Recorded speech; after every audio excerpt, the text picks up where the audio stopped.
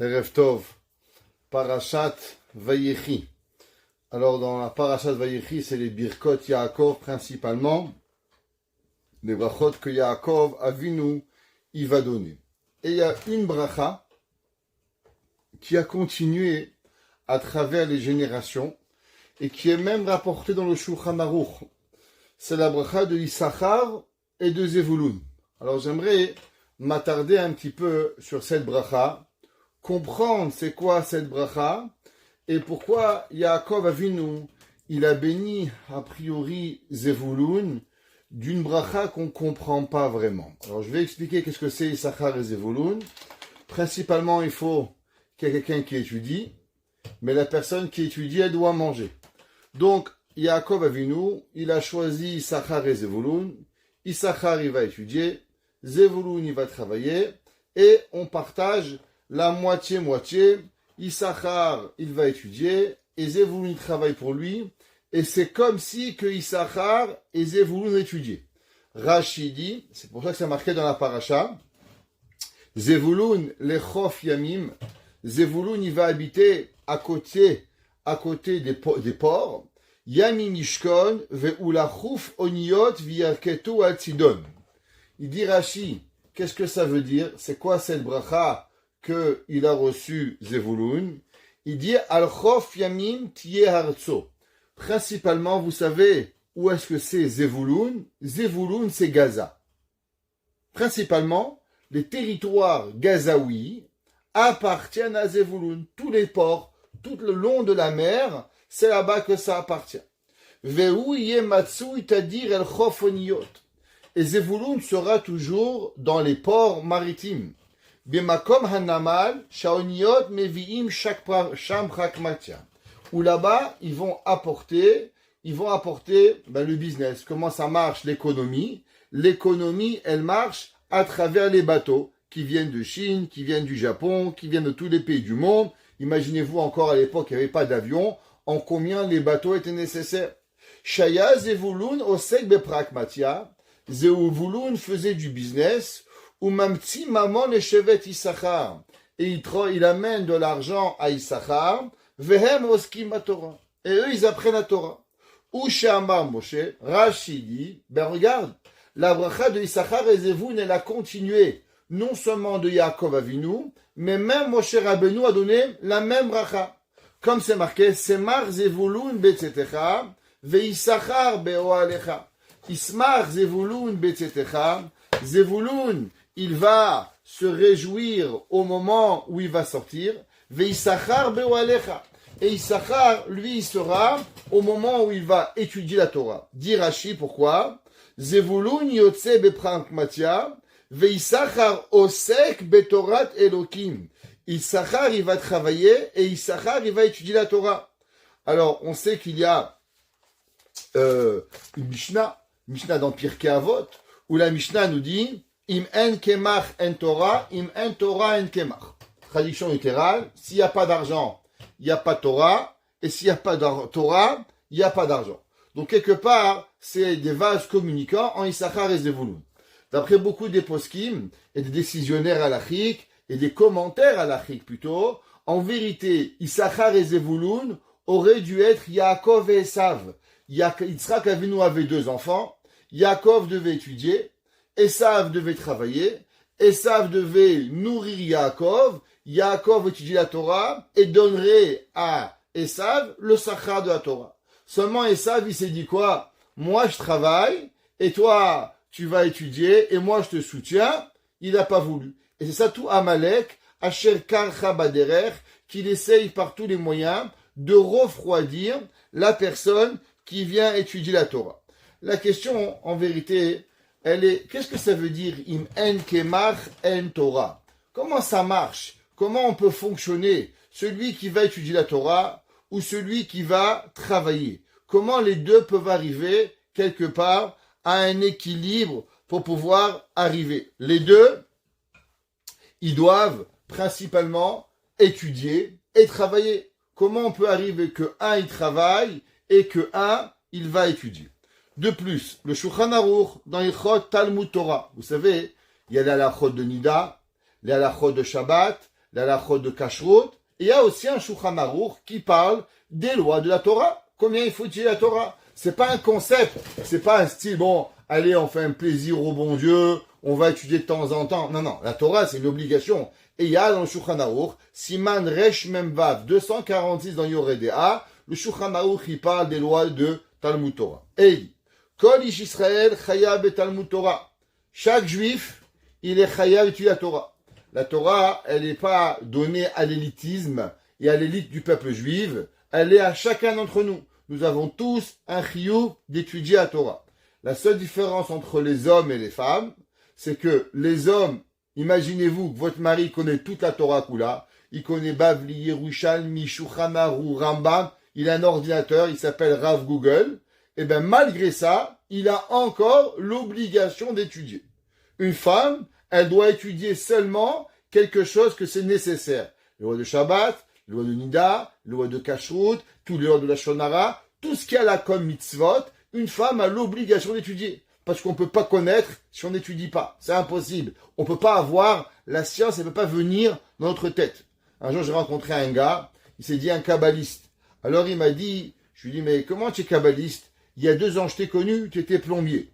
Comment de plombier, on devient kabbaliste? C'est une vraie histoire.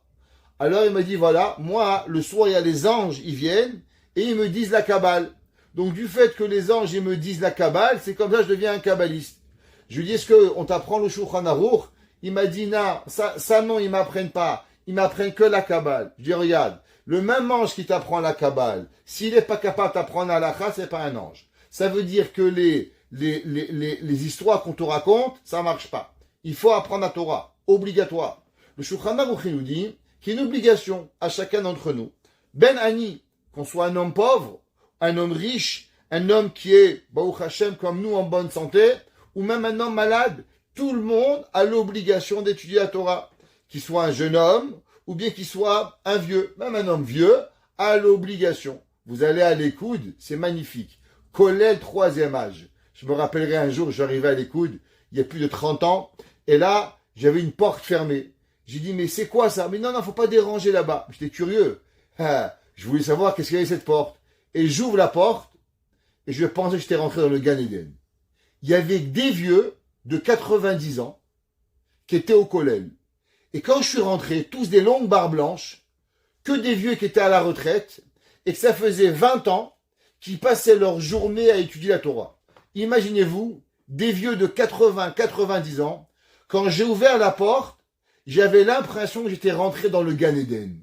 De voir cette image, ce petit Kollel de 30-40 gars, en train d'apprendre la Torah, mais vraiment par pureté, sans attendre rien. Leurs enfants sont déjà mariés, ils sont tous des grands-pères, ils sont tout ce que vous voulez, et ils sont juste là pour faire plaisir à Kadosh Baruch Hu. J'ai senti une kdusha qui m'a attrapé, quelque chose de phénoménal qui était cette Torah de pouvoir y arriver. Alors il dit, le Shulchan Aruch, les jeunes et les vieux, et même les gens qui sont pauvres, les gens qui font la mendicité, ont l'obligation d'étudier la Torah. Afilu ba'al isha ubanim, que tu as des enfants ou que tu as des femmes, ça change rien, tu as l'obligation d'étudier la Torah. Chayab likvoa lozman et Talmud Torah. On doit étudier. Combien? Un peu la journée, un peu la nuit. Jour et nuit. On ne peut pas dire, bon, ça va une fois par semaine, un petit peu le mardi matin, non. Le matin et le soir. Comme c'est marqué le pasuk, Veigata boyomam balayla. Umi sheyefshar lo lilmod. Du Shulchan Aruch, ok. Et qu'est-ce qu'on fait pour ceux qui peuvent pas étudier? Ouais. Mimi, mipne she'eno yodea klal lilmod. Parce qu'il sait pas étudier, il n'était pas à la yeshiva, il a pas appris, il sait pas lire l'hébreu, par beaucoup de choses. Comment on peut faire pour pouvoir y arriver? Il dit au mipne aterdot sheyeshlo. Ou bien, par exemple, il a beaucoup de soucis financiers, une grande famille, son travail il va pas bien, il peut pas étudier. Alors qu'est-ce qu'il va faire? Dit le Shulchan Aruch, yaspik le'acherim alomdim. Alors tu vas travailler et tu vas nous donner un peu ton argent aux gens qui vont étudier la Torah. Et il dit, le Rama, et qu'est-ce que ça va faire quand tu vas donner ton argent? Alors, vetechachev lo keilu lomed beatzmo. Quand toi, tu donnes ton temps. C'est quoi ton temps? Ton temps, c'est ta vie. C'est quoi le temps? Le temps, c'est la vie. L'heure qu'on passe maintenant, elle va plus jamais revenir. Dans le temps que vous gagnez, où le temps que vous perdez, il est pour les netzach, pour la vie. Un homme, il prend $20 de l'heure. Il travaille à $20. Il donne $20 à quelqu'un de tzedaka. Qu'est-ce qu'il lui a donné? Eh bien, il lui a donné 1 heure de sa vie.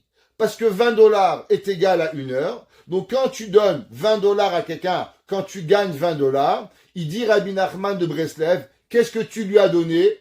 Ni plus ni moins que 1 heure de ta vie.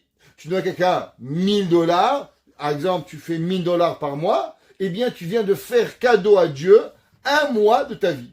Parce que pendant 1 mois, tu gagnes $1000, tu donnes $1000 à Tzedaka, tu viens de donner à Kadosh Baruch Hu 1 mois de ta vie.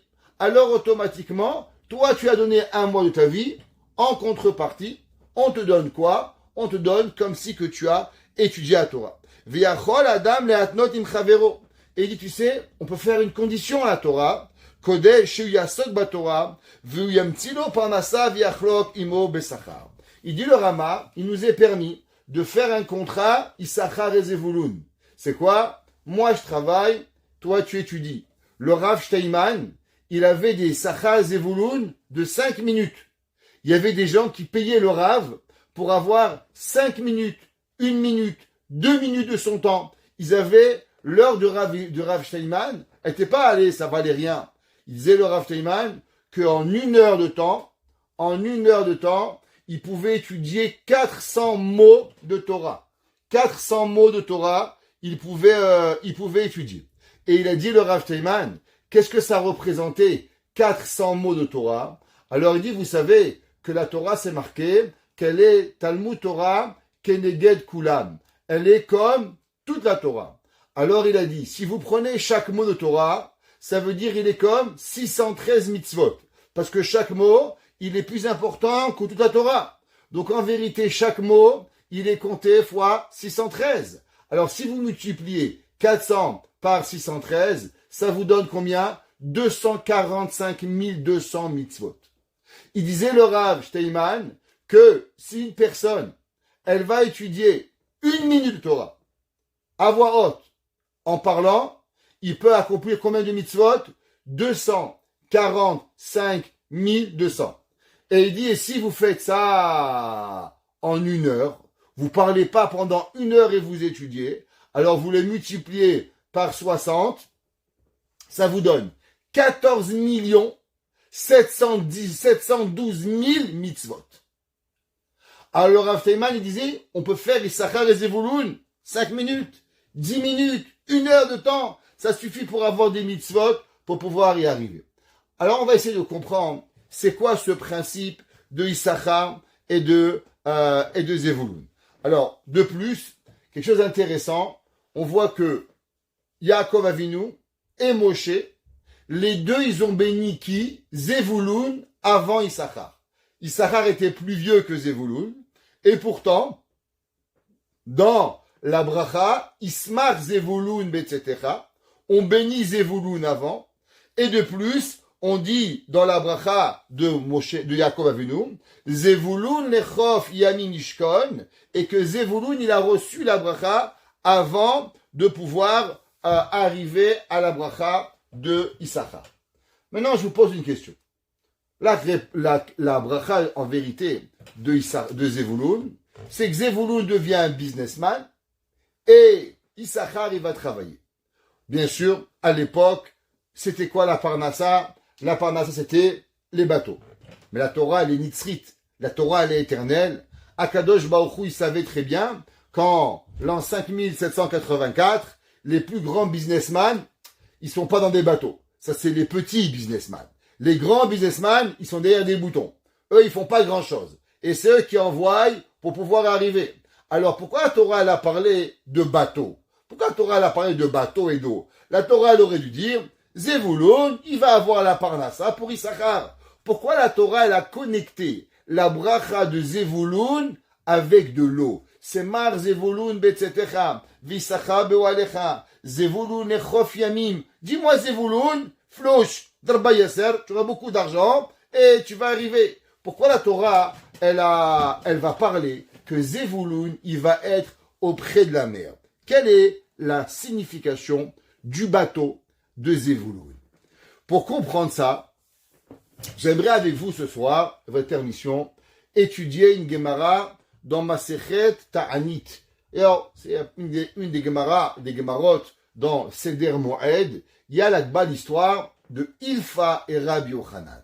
La Gemara est dans la page 21.1, c'est une longue page de Gemara, et on va étudier une Gemara. Juste pour comprendre qui va être Rabbi Yochanan, Rabbi Yochanan va vivre 400 ans. Rabbi Yochanan va devenir le Rosh Shiva, qui va être pratiquement comme le roi d'Israël. Rabbi Yochanan va écrire tout le Talmud Bavli, Yerushalmi, celui qui va écrire tout l'enseignement de la Torah orale Jérusalemi. On sait qu'il y a deux Gemarot, le Talmud babylonien et le Talmud Yerushalmi. Le Talmud Yerushalmi était très très fort, puissant, avec une charifout incroyable, et qui va être le maître de tout Israël, Rabbi Yochanan. Rabbi Yochanan était le grand maître. La Gemara raconte qu'il y avait un jour ce grand maître, Rabbi Yochanan. Alors, à l'inverse de tout ce que les biographies veulent nous dire, que les gens étaient toujours bien. Alors, vous savez, les histoires, les biographies des rabbins, c'est magnifique. Il était rabbin depuis qu'il est dans le ventre de sa mère. Généralement, ni il jouait, ni il mangeait, ni il buvait. Il était rabbin. Vous savez, ça c'est pas très vrai, mais en vérité, les rabbins, la Torah, Rabbi Akiva, elle parle pas comme ça. Rabbi Akiva était un berger, il va devenir un tzaddik. Et la Gemara nous raconte l'histoire de Rabbi Yochanan. Alors, Rabbi Yochanan il avait comme amitié un homme qui s'appelait Ilfa. Ilfa et Rabbi Yochanan. Deux personnages qui étaient à la yeshiva. Et la Gemara nous dit, ils étaient en train d'étudier la Torah, et Drika le umil tatuva.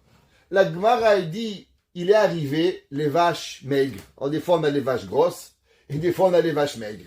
Et il est arrivé que les deux, à table, il n'y avait plus de quoi manger. Ils étaient devenus vraiment affamés, et ils avaient une femme, et ils avaient des enfants. Alors les deux ensemble, ils se sont demandé, qu'est-ce qu'on va faire? Alors ils ont dit, Amroué, Nikum venizil veni avad iska. Ils ont dit les deux, regarde, viens, on va aller étudier la Torah, on va y travailler, on va devoir nourrir notre famille. Qu'est-ce qu'on a à faire? Alors ils ont dit, Nekayem beatzmenu, on va accomplir le verset qui est écrit, Efes kilo ye becha evion. La Torah, elle interdit à l'homme de devenir pauvre. Alors Ilfa et Rabbi Yochanan, ils ont dit, viens, on va aller travailler. Au moins, on va pas faire la mendicité. La Gemara a dit, ouais, Azla otve tute gudareia. Ils sont partis, et en allant faire du travail, trouver un job, ils se sont installés derrière un mur. Et ce mur était un mur branlant. C'était un mur qui avait une vieille maison, et le mur n'était pas très solide. Ok? La Gemara a dit, Havu kae chache rifta. Ils étaient en train de manger leur pain. Rappelez-vous cette question. Qu'est-ce que la Gemara a besoin de nous raconter? Qu'ils ont mangé du pain. La Gemara n'a pas dit qu'ils sont partis aux toilettes. La Gemara n'a pas dit qu'ils ont fait Birkat Amazon. Ils mangent du pain. Pourquoi ils mangent du pain? C'est quoi? Quel important avec l'histoire? Aucune, a priori. Mais gardez la question. La Gemara a dit, Atoutre malaché acharet. Ils sont venus deux anges du ciel. Ils sont descendus. Shmae Rabbi Yochanan de Amar de Chavre.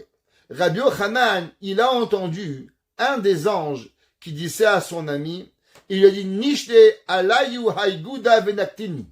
Viens, on fait tomber le mur et on les tue. On tue Ilfa et Rabbi Yochanan. Viens, allez, on se débarrasse d'eux. Pourquoi? Shemanichim chaya olam haba ve'oskim bechaye sha'a. Il dit parce que regarde, ils ont quitté la yeshiva pour aller faire du business.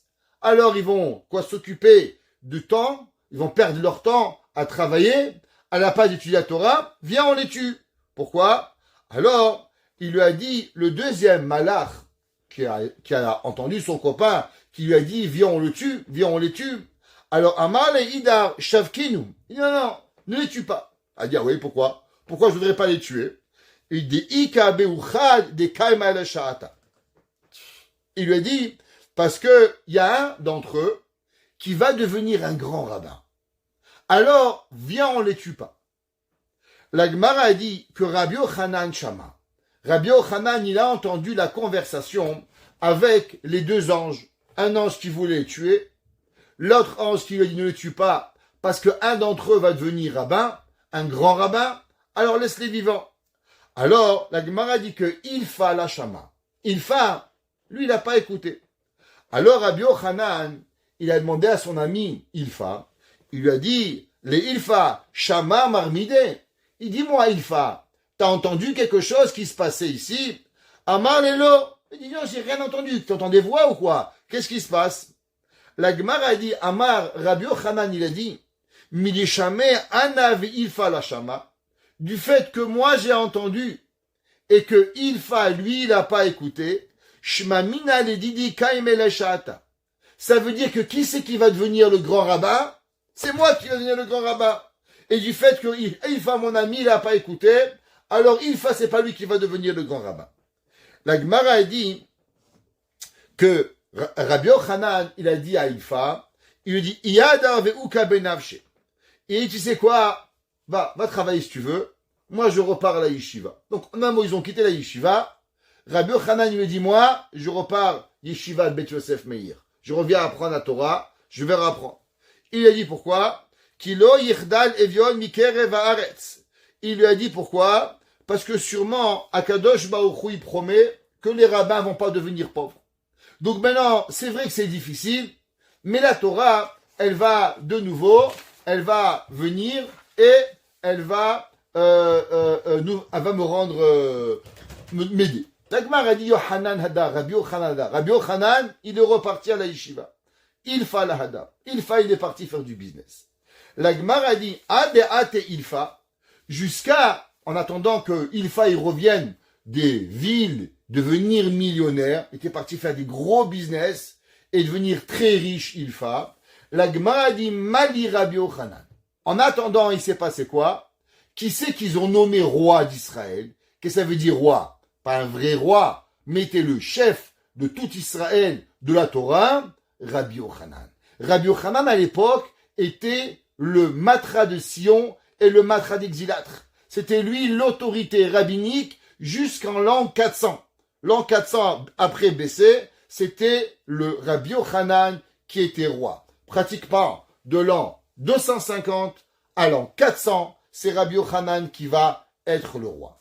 La Gemara a dit, comme le Kohen Gadol, que le Kohen Gadol était le plus grand, c'était comme un melech, pareil Rabbi Yochanan. Alors, un jour, qui c'est qui revient? Revient Ilfa.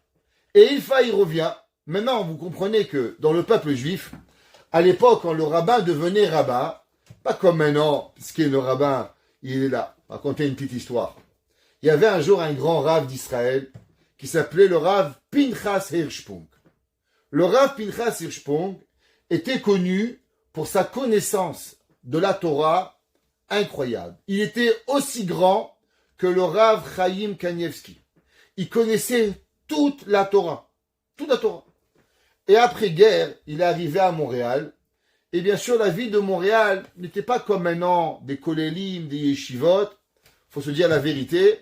La ville de Montréal était plutôt une ville qui était moderne orthodoxe. Où la majorité des juifs ashkénazes, c'est comme vous avez sûrement connu, Beth Aaron, Beth Israël. Bon, là-bas, c'est pas orthodoxe, mais en tout cas, style comme ça. Beth Zayen, c'était Young Israël, toutes ces synagogues, une mechitza, des rabbins qui savaient très bien parler, avec des grands cantors, mais pas vraiment yeshiva, le olam de yeshiva. Alors on a cherché une parnassa à ce Rav Hirschprung, ce géant de la Torah, et on ne savait pas quoi faire avec lui. Ne pas l'aider, c'était pas possible. Mais de l'autre côté, il n'avait pas une diction incroyable. C'était pas le rabbin Citruc qui pouvait faire des cours incroyables. Alors qu'est-ce qu'on allait faire? Alors on lui a trouvé un job, assistant rabbin. Donc vous devez comprendre que le rabbin, il connaissait 1/1000 que l'assistant du rabbin. Parce que le Rav Hirschprung, c'était l'autorité mondiale. Et le rabbin, un petit rabbin qui savait faire des discours. Alors, on a donné au salaire au rabbin, en 1950, $100 par semaine au rabbin. Assistant rabbin, combien on a donné? $25. Ce qui est le pauvre. Il avait à peine de quoi manger. Un jour, il y avait un petit garçon qui a fait sa bar mitzvah. Et quand il a fait la bar mitzvah, on lui a préparé un beau discours avec de grands mots. Mais bien sûr, qu'est-ce qu'il y a dans le discours? Réah. rien. Il n'y a rien dit. Pas une question, pas une réponse, pas une gemara. Il n'y a rien. En un mot, il a dit Yorech. Alors, à la fin du discours, dans le Kiddush, la maman du petit Bar Mitzvah, elle est venue voir le Rav Hirschsprung. Et elle lui a dit, Kevod Arav, est-ce que vous croyez que mon fils, il a un avenir dans le rabbinat? Alors le Rav, il lui a dit, des rabbins à 25 $, c'est sûr que non. Mais des rabbins à 100 $, c'est sûr que oui. Alors, la Gemara, elle nous raconte qu'à l'époque, on nommait un Rav. On nommait pas seulement un Rav. Il avait toute une position. Il devenait comme le grand rabbin d'Israël. Il avait de l'argent, il avait des serviteurs, il avait toute une cour qui lui appartenait.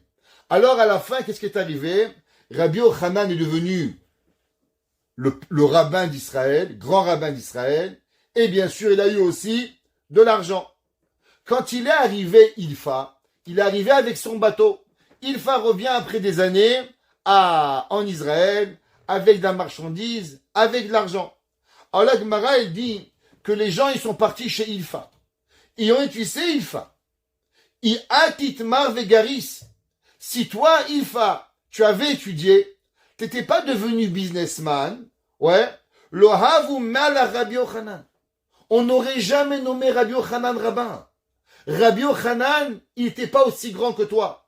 À l'époque, quand leur jeunesse, qui était plus grand, Ilfa ou Rabbi Yochanan, la Gemara dit qui Ilfa ayagadol batora mi Rabbi Yochanan. Ilfa était plus grand que Rabbi Yochanan. Et ils lui ont dit, tu sais, si tu avais juste été patient, tu serais resté à la yeshiva, alors Rabbi Yochanan, lui, il serait devenu un petit rabbin à 25 $, mais toi, tu serais devenu le super rabbin à 12 $. Tu serais été le grand rabbin, le tzaddik ador. La Gemara a dit que Ilfa, il a été très vexé. Ilfa, il a compris que les gens, ils ont cru qu'il était devenu un amaharetz, qu'il était devenu un homme ignorant à cause de son business, il n'avait pas étudié, alors c'est comme si qu'il valait plus rien. Juste pour mettre en perspective les choses, à l'époque, la Torah était écrite, Bereshit, Shemot, Vaikra, les 24 livres de la Torah. En tant que Torah orale, la Gemara n'était pas encore écrite. Il y avait 3 écrits de la Torah. La Mishnah, qui a été écrit par Rabbi Yochanan, les Braithot, qui ont été écrits par Rabbi Chia, et les Toseftot, qui ont été écrits par Rav Oshaya. Et chacun de ces enseignements devait être connu par les rabbins. Pour devenir rabbin, c'était pas aujourd'hui, tu viens, tu t'appelles rabbin. Tu appelles ton livre de téléphone, tu écris rabbin. Alors tout le monde t'appelle rabbin, c'est marqué sur le téléphone. Tellus, il dit c'est qui est rabbin maintenant. Ou bien Rogers. Tu prends ton téléphone, tu dis rabbin, hop, t'es rabbin. C'est comme ça marche. Pas parce que tu as appris, puis c'est marqué sur le téléphone. Ok? Alors, qu'est-ce qu'il a fait? Ilfa, il est allé sur le mât du bateau. Il a attrapé son mât du bateau. Il a dit, écoutez-moi bien.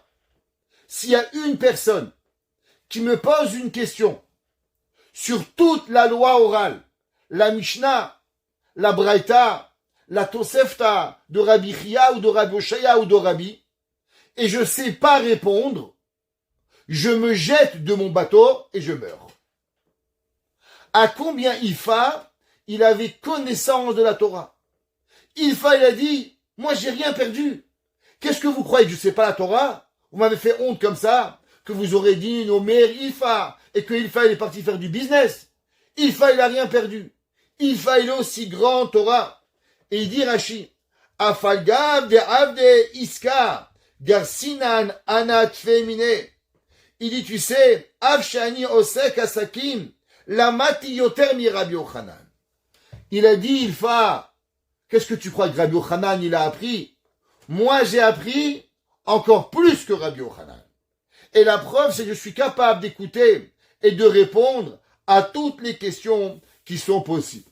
Bien sûr, vous comprenez bien que Ilfa n'a pas voulu se suicider, mais Ilfa, il a voulu nous en donner un message.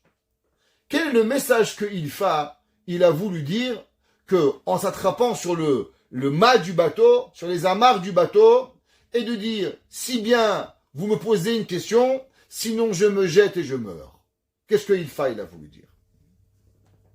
Alors, de plus, c'est quoi cette histoire que la Gemara, elle raconte, comme on a posé tout à l'heure, que Rabbi Yochanan et Ilfa, Rabbi Yochanan et Ifa, les deux, ils ont mangé du pain. Qu'est-ce que ça veut dire qu'ils ont mangé du pain? Pourquoi la Torah nous raconte que Rabbi Yochanan, ils sont venus et ils sont partis manger du pain? Pour comprendre cette question, on va essayer de comprendre quelque chose de similaire. On sait que les frères de Yosef, qu'est-ce qu'ils ont fait? Au moment où ils ont pris Yosef, ils ont voulu tuer Yosef. Et là, Réhouven, il leur a dit, pourquoi on tue notre frère? Venez, on le met dans un trou. Et qu'est-ce que Yosef, il a fait quand il est dans le trou? Rappelez-vous. Qu'est-ce que il a dit, Réhouven, quand il a dit, pourquoi on a été mis en prison en Égypte? Il dit, parce qu'on a écouté les hurlements de notre frère et on n'a rien fait. Alors mettez-vous en scène. Les 10 frères de Yosef prennent Yosef, le mettent à nu, lui enlèvent son costume, lui enlèvent cette djellabia, le jettent dans un puits où on voit rien, il y a des scorpions, il y a des serpents, et Yosef, il hurle à tue-tête. Et qu'est-ce que les frères de Yosef, ils font? Un petit barbecue. Vayeshvu le'echol lechem. Ils sont allés et ils sont venus manger du pain. Alors, la question, elle est, ok, que tu penses on doit le punir. Mais est-ce qu'un père, le moment où il punit son fils, alors il va s'asseoir, faire un gueuleton? Ça n'a aucun sens. Les frères de Yosef, comment ils ont l'appétit de manger pendant qu'un homme il hurle? Je ne sais pas si vous avez déjà écouté un chat se faire écraser. Eh bien, le hurlement, il vous coupe l'appétit. Pourtant, c'est un chat, c'est pas un humain. Alors, comment les frères de Yosef, ils ont été capables de s'asseoir manger après qu'ils ont ils ont mis leur frère dans un puits et que leur frère, il était à hurler pour se demander, s'il vous plaît, aidez-moi. Le Igra des Kala, le Bnei Issachar, qui est neveu de qui? Rabbi Elimelech de Lizinsk. On va pas ne pas le dire. Ok, tous les semaines, il faut le mentionner si vous n'avez pas encore appris. Alors, il dit dans le Igra des Kala, il pose cette question. Et il dit comment c'est possible qu'ils sont arrivés à manger. Et il dit en vérité, les frères de Yosef se sont posé une question. Se sont demandé pourquoi nous avons cette haine contre notre frère. D'où elle provient, cette colère? On voit un frère, il arrive, et on n'a qu'une chose envie, de le prendre, de le vendre, de le tuer. Pas normal. On est des humains, on est des gens normaux. D'où elle nous provient cette haine? Alors il dit le Igra des Kala, ils se sont dit sûrement qu'on a faim. Et quand l'homme il a faim, qu'est-ce qu'il a? Il est énervé. Comme c'est marqué, le dicton en hébreu, Sha'at achila, Sha'at milchama. Le moment de manger, c'est le moment de la guerre. Alors ils se sont dit sûrement que notre corps il est affamé, et du fait que notre corps il est affamé, alors automatiquement c'est pour ça qu'on est nerveux. Écoutez bien, il dit le Bnei Issachar au nom du Rabbi Menachem Mendel de Reminov. Il dit le Rabbi Menachem Mendel de Reminov, il dit vous savez quand un humain avec un grand H, il vient de voyage, qu'est-ce qu'il est? Il est très nerveux. Il est fatigué, il a voyagé. Maintenant, la pire des choses, c'est d'être fatigué et affamé. Il dit Rabbi Menachem Mendel de Riminov, un homme qui rentre de voyage ne rentre jamais à ta maison affamé. Pourquoi? Parce que quand tu vas avoir affamé, tu vas t'énerver avec ta femme, ton mari, tes enfants, tout le monde. Et ils t'ont langui. Papa, maman, et toi? Oh, t'énerves. Tu détruis ta famille. Il dit Rabbi Menachem Mendel de Reminov, il dit Shelo lavo le beto bir evono. Un homme ne rentre pas à la maison affamé, birde shelo shitkas alanche beto, de façon à ce qu'il crie pas, il s'énerve pas avec les gens de sa maison. Il dit Rabbi le Igra des Kala, le Bnei Issachar, Rabbi Tzvi Elimelech de Dinov, que c'est pour ça qu'ils ont dit viens on va manger. Comme ça quand on va manger, on va calmer les nerfs. Et quand on va calmer les nerfs, on va voir, est-ce qu'on est encore fâché avec Yosef où on n'est plus fâché avec Yosef. Qu'est-ce qui s'est passé? Après qu'ils ont mangé, qu'est-ce qui est arrivé? Est arrivé une charrette de Ishmaélim. Pourquoi la Torah nous précise que c'était une caravane de Ishmaélim? Nous dit le Béné Issachar, à cause qu'en vérité, eux, ils voyaient Yosef comment? Eux, ils se posaient, ils ont dit, Abraham, il a eu 2 enfants. Un enfant qui s'appelle Yitzhak, un enfant qui s'appelle Ishmaël. Yitzhak, il a eu 2 enfants, un qui s'appelle Yaakov, un qui s'appelle Esav. Ça veut dire qu'il y a toujours quoi? Il y a toujours un qui est mauvais. Du fait que Yosef, il dit la Shonara, Yosef, il se prend pour je sais pas quoi, il veut régner. Alors en vérité, qu'est-ce qu'il est? En vérité, ils l'ont pris pour qui? Pour le Ishmaël de service. De la même façon que Abraham, il a eu Yitzhak et Ishmaël, notre père, il a eu 11 bons et un mauvais, une pomme pourrie. Dans chaque famille, il y a une pomme pourrie. Demandez à tout le monde, ils vont vous dire. Seulement chacun, il pense que c'est l'autre, la pomme pourrie. Un, il pense que c'est l'autre, il pense que c'est toi. Mais chacun, il pense que l'autre, elle est une pomme pourrie. Mais c'est ça la vie. Alors chacun, il pense, c'est mon frère, c'est ma soeur, c'est l'autre, la pomme pourrie. C'est comme ça. C'est la vie. Alors les frères de Yosef, ils ont dit, viens, je t'amène une preuve qu'en vérité, Yosef, il est la pomme pourrie. Parce qu'on est en train de manger. Et maintenant, on est en train de se poser la question, est-ce que Yosef, il est bien ou il est mal? Et qu'est-ce qui passe devant nous?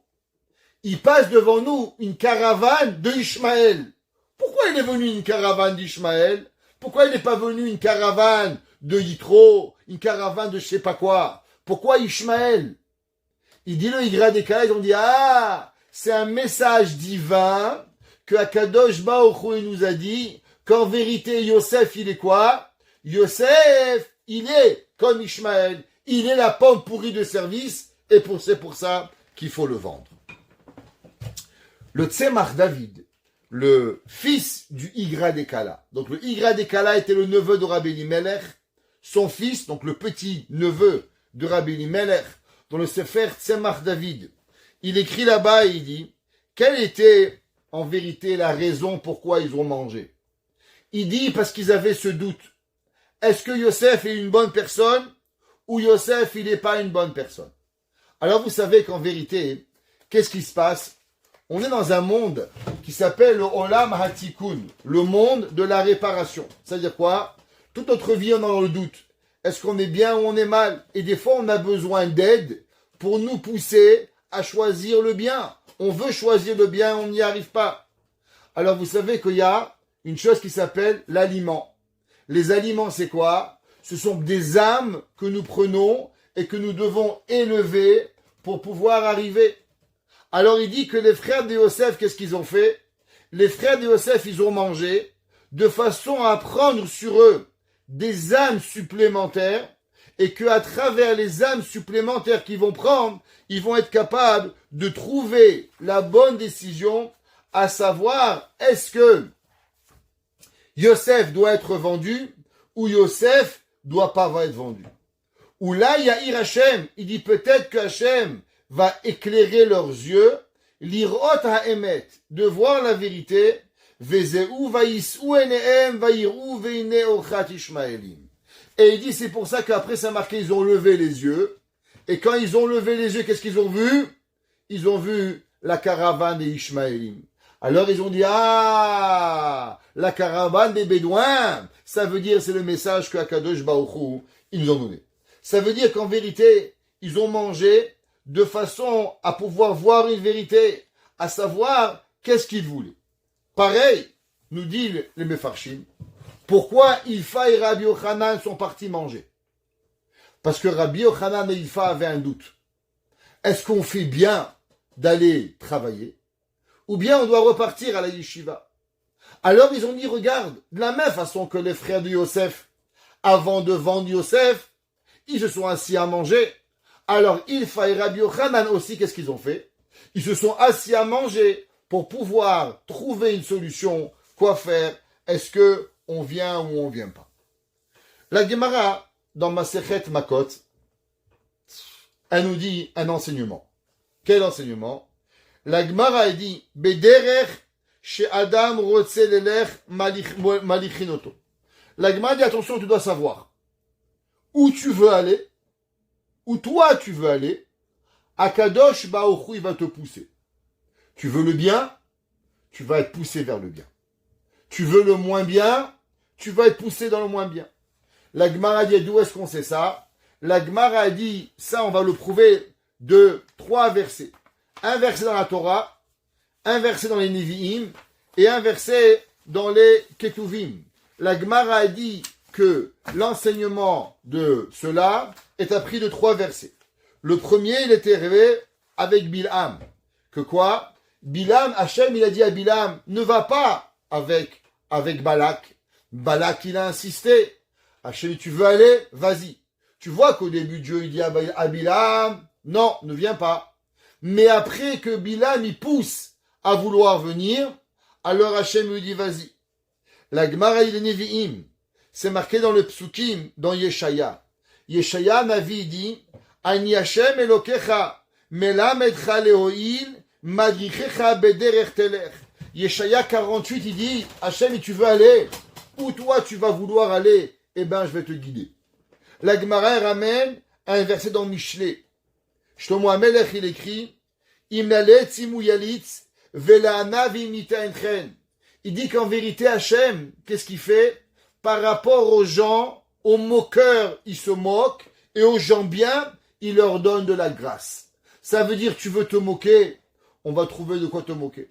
Il y a des gens qui aiment les blagues et les moqueries. Ils passent leur vie à trouver des moqueries. Un homme, il aime les gens bien, il aime les gens bien. En français, il y a un dicton qui dit, dis-moi qui tu fréquentes, je vais te dire qui tu es. Pourquoi? Parce qu'en vérité, quand tu as un gars bien, alors tu es bien. Quand tu fréquentes des gens mal, tu es mal. On raconte de Rabbi Levi Yitzhak de Berditchov. Il y avait un jour un homme, il est venu le voir, il lui a dit, Rabbi, je marie ma fille, j'ai besoin d'argent. Le Rav lui dit, d'où tu habites? Montréal. Top. Il lui a dit Montréal, je sais pas à quelle ville il lui a dit, hein, l'histoire c'est pas de Montréal, vous inquiétez pas.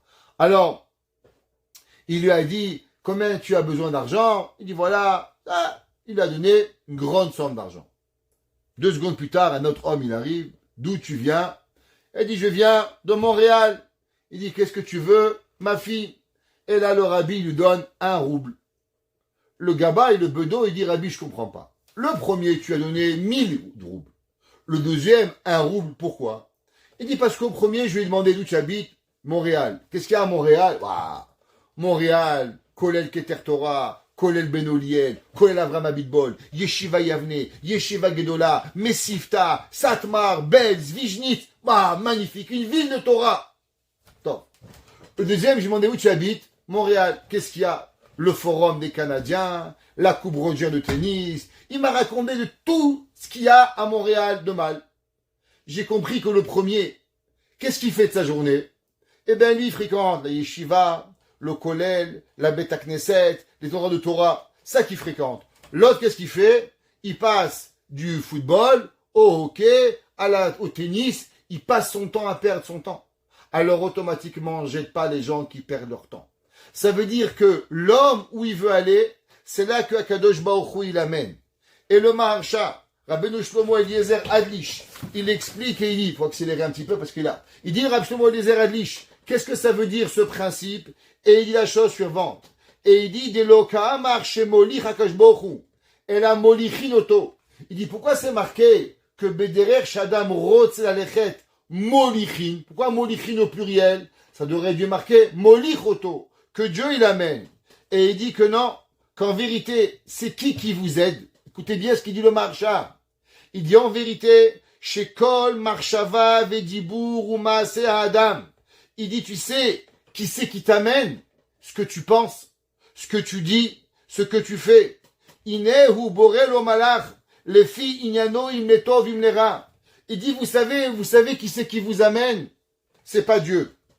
Vos pensées, votre parole, vos actions, elles créent des anges. Et les anges que vous créez, c'est eux qui vous amènent vers le bien, ou les anges mauvais, ils vous amènent vers le mal. C'est pour ça que c'est marqué Bederer Shadam Rotse Lalechet, Rotse. Le ratson de l'homme, Molichinoto. C'est eux qui l'amènent. Pourquoi? Parce que c'est ça qui amène l'homme ce sont tous les malachim qu'il apporte à la personne. Aval kefi retzono d'Adam molichimoto. Le principal de la volonté et les plus grands anges, par quoi ils sont créés? Écoutez bien le Maharsha, par la force de notre pensée. Pense bien, tu iras bien. Pense au bien, tu vas faire du bien. Pense au mal, Dieu préserve, il va arriver. Et il dit que tous les malachim qui ont été créés de la volonté et la pensée de l'homme, ouais, et il dit, c'est ça que la Torah a dit, qu'en vérité, Bilam Aracha, pourquoi il est parti avec les accompagnateurs de Balak? Il dit parce qu'au moment où il a voulu aller avec eux, alors il a créé un ange qui va aider Bilam à aller avec Balak pour pouvoir faire du mal. Et c'est ça, en vérité, qu'est-ce qui s'est passé? Que au moment où Rabbi Yochanan et Ilfas, ouais, ils ont dit Nikum Venizal. Qu'est-ce qu'ils ont dit? Viens, on va y travailler de façon à ce qu'on va pas devenir pauvre. Pourquoi il y a eu 2 anges qui sont venus? Pourquoi 2 anges? Parce qu'en vérité, un ange, c'était l'ange de Rabbi Yochanan, et un ange, c'était qui? L'ange de Ilfa. Et chacun des anges, il avait véritablement une différente mission à pouvoir aider Rabbi Yochanan à devenir Rosh Hashiva, et l'autre à devenir Behemet, arriver à aider Ilfa. C'est marqué dans la Gemara, dans l'émission en Pirkei Avot. La vie il a fait Torah de Recheretz, Sheyegiat Shneem Ashkechet Avot. Qu'est-ce que ça veut dire? Que la personne, elle doit travailler pour pouvoir arriver. Ça veut dire qu'il y a quelque part quelque chose. Ilfa, il avait une raison d'être. C'est quoi la raison d'être? Alors, le Shla Kadosh, le Shenel Luchot Abrit, Rav Yeshayahu Horowitz, qui était contemporain du Bet Yosef et du Harizal à Tzfat. Et il écrit au nom du Sefer HaHaredim. Sefer HaHaredim était un Rishon qui a écrit les mitzvot. Il écrit quelque chose d'extraordinaire. Et il dit la chose suivante. Ha'olam hazeh yam so'er. Écoutez, qu'est-ce qu'il dit? Il dit le monde, aujourd'hui, il est quoi? Il dit le monde, il est une mer turbulente. C'est comme, quand, je ne sais pas si vous avez déjà été en mer, moi j'ai déjà pris un paquebot, il y avait des vagues de 40 mètres. Je ne sais pas si vous savez ce que ça représente. Au 12e étage, les vagues, elles frappaient. Des trous, 100 mètres. J'étais sûr qu'on allait mourir. Les assiettes, les casseroles, tout par terre. C'est impressionnant. Le monde est un monde entier qui est en crise. Et il dit, Sarich edamot ha'adam bedato keilu ushat. Et l'homme, il doit s'imaginer qu'il est dans cette bataille de l'eau et l'humain, cette guerre humain contre eau, avec cette yam, cette mer déchaînée. Yarim rocho le malaliotro. Et qu'est-ce que l'homme, il essaye de faire? Il essaie de tenir la tête au-dessus de l'eau. Parce que dès que tu mets la tête dans de l'eau, mon frère, t'es fini. Qu'est-ce qui te sauve la vie? C'est de garder la tête le maximum. Pourquoi la bouée, on la met là? Parce que l'essentiel, c'est quoi? C'est que la tête, elle reste au-dessus de l'eau. Toute notre vie, c'est quoi? C'est de maintenir la tête au-dessus de l'eau. Veizaer panikatsu bepi vamayin. Et l'homme, il doit faire attention, 2 choses. 1, que la tête, elle rentre dans l'eau. Et 2, que tu bois la tasse. Parce qu'au bout d'un moment, 1 tasse, 2 tasses, 3 tasses, et à la fin, c'est fini. Il n'y a plus de tasse. Ouais, la tasse, elle est cassée, et tu vas finir. Et c'est ça, l'homme, il doit se protéger des vagues qui viennent, et sinon, malheureusement, il va tomber.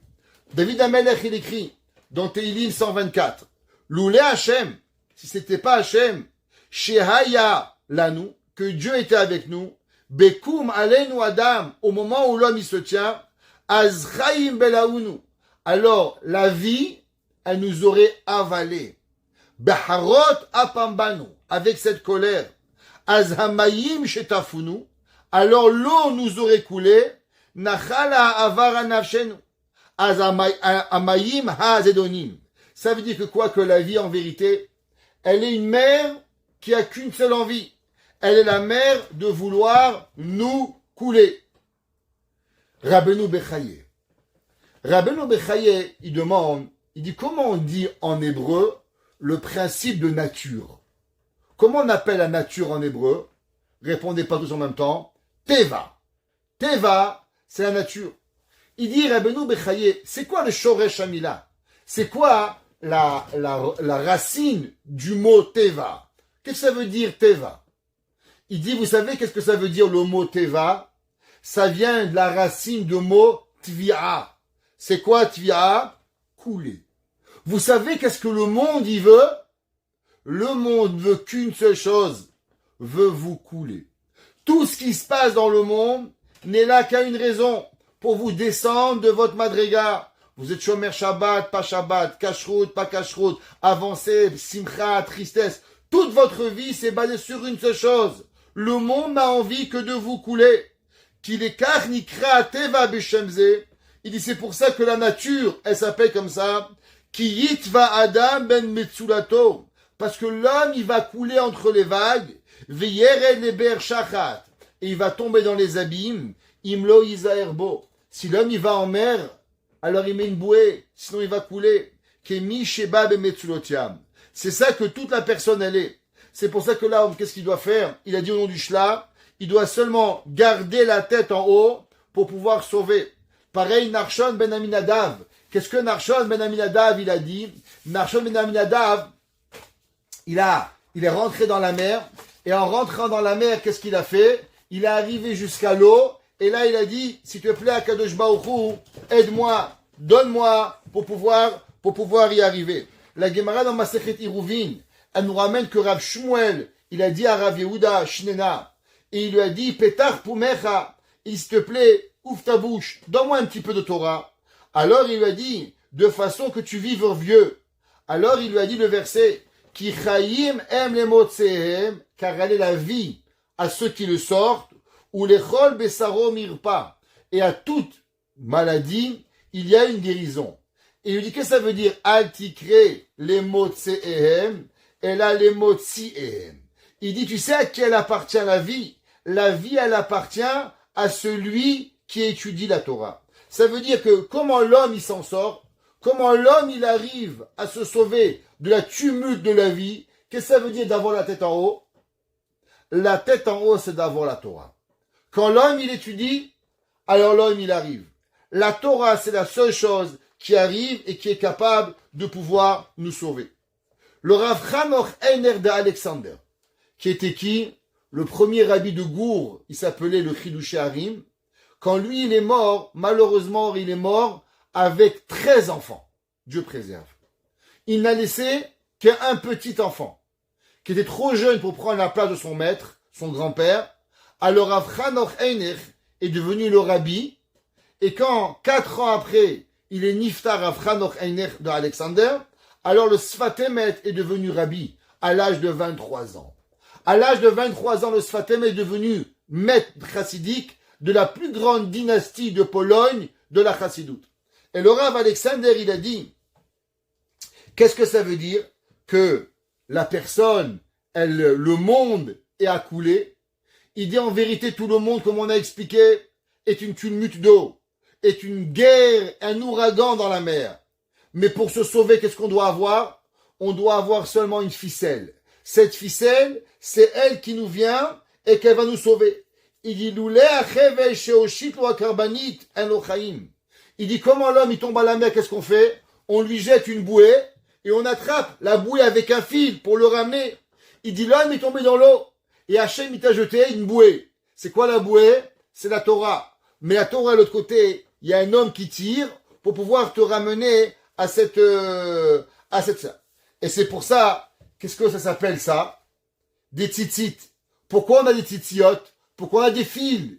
Il dit parce que les fils, c'est le principe du fil pour nous ramener à Kadosh Baruch Hu. Hachem t'a jeté dans la mer, et là toi tu viens, et tu vas être rapporté à ce que Kadosh Baruch Hu vient.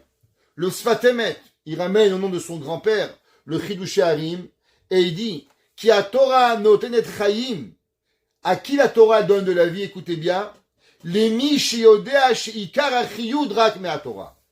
Vous connaissez la blague du gars qui cherche à acheter de l'eau. Et qu'est-ce qu'on lui dit?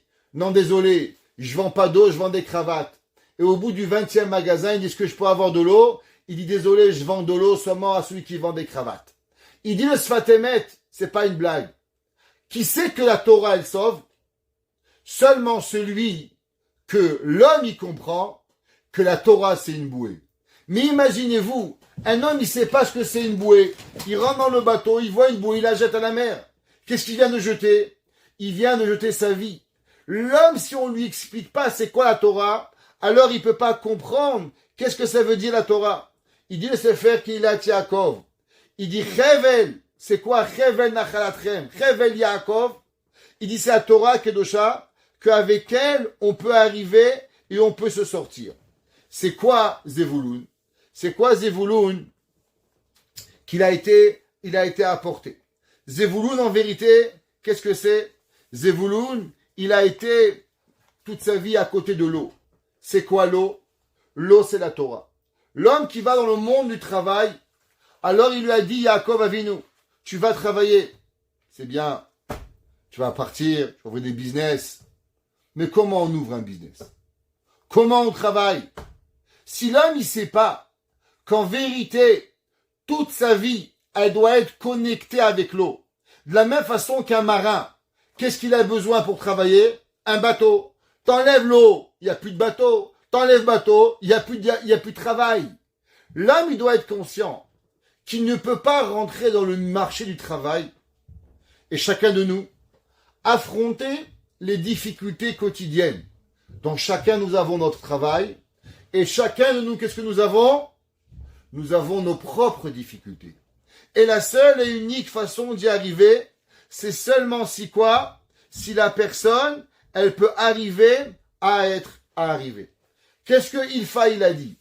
Ilfa, quand il est arrivé devant le bateau, ils lui ont dit, Ilfa, tu aurais pu être un grand rabbin. En un mot, ils lui ont dit, Ilfa, tu sais, dans le bateau, tu t'es perdu. Ilfa, il a attrapé les amarres du bateau. Et qu'est-ce qu'il a dit, Ilfa? Ilfa, il a dit, vous vous trompez. Malgré que j'ai travaillé, j'ai jamais lâché la ficelle du bateau. J'ai toujours gardé les amarres. C'est-à-dire quoi les amarres? J'ai toujours gardé le moyen de rester. C'est-à-dire que Ilfa, il avait une mission. Ilfa, il est devenu quoi? Ilfa, il est devenu le symbole de l'homme qui travaille, mais qui va rester dans la Torah. Ça veut dire souvent, il y a des gens, ils pensent, bon, le rabbin, il est religieux, c'est normal. Mais moi, je travaille. Et alors, t'as pas le même bon Dieu, t'as pas le même Shabbat, t'as pas la même cacheroute, t'as pas les mêmes. Ils viennent passer les fêtes. Combien des gens, malheureusement, combien ils sont partis à des dîners de Noël en mangeant cachère? Combien c'est grave d'aller à un dîner de Noël? Vous savez que c'est, d'après la Torah, participer à une fête de Noël, c'est être modé ba'avodazara. Et mais monsieur le rabbin, qu'est-ce que vous voulez que je fasse? Je m'en fous ce que tu vas faire. Fais-toi renvoyer s'il faut. Tu vas aller à l'église aussi parce que le patron il va vouloir. Mais malheureusement, ça a l'air que le travail, il n'y a plus de loi, il n'y a plus de cache-route. On mange n'importe où, on boit n'importe où, on fait n'importe quoi, sous le prétexte que quoi? Sous le prétexte qu'on travaille. Ilfa, il a dit, c'est pas comme ça la vie. Ilfa est devenu un homme qui connaissait Mishnah, Gemara, Braïta, Tosefta, toute la Torah. On lui a dit, mais comment tu arrives à Ilfa? Ilfa, tu sais pourquoi? Parce que moi, j'ai toujours attrapé les amarres du bateau. Maintenant, pourquoi Rabbi Yochanan, il a mérité plus que Ilfa? Alors, le Midrash dans Shir HaShirim, et avec ça on terminera. Il dit le Midrash dans Shir HaShirim qu'un jour, Rabbi Yochanan était vieux et il marchait avec Rabbi Chia Baraba. Rabbi Chia Baraba aidait à marcher Rabbi Yochanan. Alors ils marchaient, ils sont arrivés dans un champ. Quand ils sont arrivés dans le champ, Rabbi Yochanan, il est arrivé à Rabbi Chia. Tu sais quoi? Hadin Betchalka Havadidi. Tu sais, cette terre-là, elle m'appartenait. Elle m'était à moi. Et il dit, ah oui, alors pourquoi tu l'as vendue? Il a dit, Rabbi Yochanan, pour pouvoir étudier un an de plus. Ils ont continué à marcher.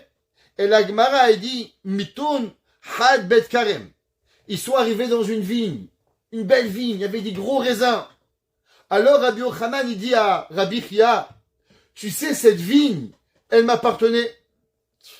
Et il lui a dit, pourquoi? Tu l'as vendue. Il a dit, pour étudier encore 1 an. Ils ont avancé encore. Ils sont arrivés dans un champ où il y avait des olives. Les olives, c'est l'huile, c'est la richesse. Et tu sais, ce champ d'olives, cet olivier, elle m'appartenait. Et il dit, alors pourquoi tu l'as vendu? Il dit, pour pouvoir étudier la Torah. Alors, à ce moment-là, Rabbi Chia, il a commencé à pleurer. Comment le grand maître, il avait des champs, il avait des oliviers, il avait des vignes, et il a tout vendu. Alors Rabbi Yochanan, il lui a dit à Rabbi Chia, pourquoi tu pleures? Quelle est la raison pourquoi tu pleures? Amar le Bechi Anad le Shavka le Simta Kloum. Il dit, mais comment je pleure pas? Mais t'as rien laissé pour ta vieillesse. Combien de temps tu vas être rabbin, tu crois? Le salaire, tu vas aller à la retraite. Et un beau jour, il va te rester quoi? Makan Choualo. Le rabbin, qu'est-ce qu'il lui reste? Rien. Il a pas d'assurance. Il a jamais économisé rien du tout. Qu'est-ce qu'il va avoir, Rabbi Chia? Il a dit à Rabbi Yochanan. Qu'est-ce que tu vas recevoir? Alors il lui a dit, Rabbi Yochanan, Chia, béni, il dit mon fils, Chia, qu'est-ce que tu veux? J'ai vendu quelque chose qui a été créé en 6 jours. Le monde entier. Combien de temps Dieu il a pris pour le créer? 6 jours. Combien de temps Hachem il a créé pour créer la Torah? 40 jours. Alors il lui a dit, Rabbi Chia, Rabbi Yochanan à Rabbi Chia, qu'est-ce que tu crois que j'ai fait une mauvaise affaire? J'ai fait la plus bonne affaire. Regarde, j'ai vendu quelque chose que Dieu, il a mis 6 jours à créer pour obtenir quelque chose qui a été préparé pendant 40 jours. Et la Gemara a dit, c'est pour ça que c'est marqué, Rabbi Yochanan ayadoro kore alav, imiten ish kolon beto be'ahava. La Gemara dit, qu'est-ce qu'on disait sur Rabbi Yochanan? Que si l'homme il donnerait tout l'argent du monde pour l'amour, l'amour n'est pas achetable. Boz Yavuzulo. Qui aimait la Torah plus que tout le monde? Le Midrash dans Shira Shirim, il dit Rabbi Yochanan. Rabbi Yochanan, il a prouvé qu'il a vendu ses vignes, il a vendu ses oliviers, il a vendu ses terrains. Tout ça pourquoi? Pour étudier la Torah. La question, elle est pourquoi on a choisi Rabbi Yochanan puisque Ilfa à pouvoir devenir le rabbin. Ilfa, c'était un plus grand Talmid Chacham. Ilfa, il avait une plus grande connaissance. Mais vous savez qu'est-ce qu'il avait de plus, Rabbi Yochanan? Il avait la Messirut Nefesh. Il avait le don de soi.